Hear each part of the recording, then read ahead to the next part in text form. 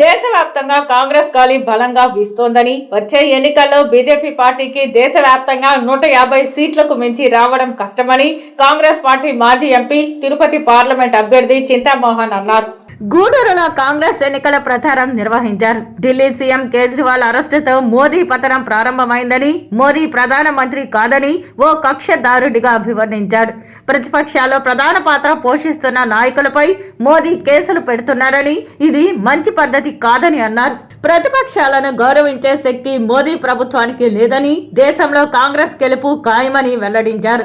మరో 2 ఏళ్లలో దేశంలో మధ్యంతర ఎన్నికలు రానున్నాయని జోసెన్ చెప్పారు.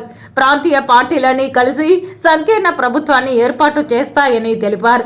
కాంగ్రెస్ పార్టీ అధికారంలోకి వస్తే రైతుల రుణమాఫీ చేయడంతో పాటు వృద్ధులు, వికలాంగులకు పెన్షన్లు కూడా పెంచుతామని వెల్లడించారు. కేజ్రీవాల్ అరెస్ట్ తర్వాత ఉన్న భారతీయ జనతా పార్టీ ఈ విధంగా పడిపోయింది.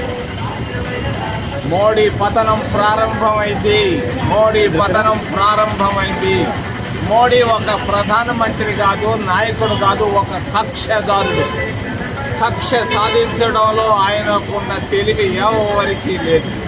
ప్రతి ఒక్కరి పైన, ప్రతిపక్షాల్లో ఒక్క రవ్వ తలెత్తుకొని తిరిగే ప్రతి నాయకుడి పైన కేసులు పెడుతూ పోతున్నాడు మోడీ. ఇది మంచిది కాదు.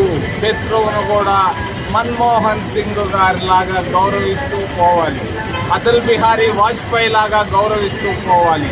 అటువంటి ప్రతిపక్షాలను గౌరవించే శక్తి, ఆసక్తి మన మోడీకి లేదు. మోడీ పతనం ప్రారంభమైంది.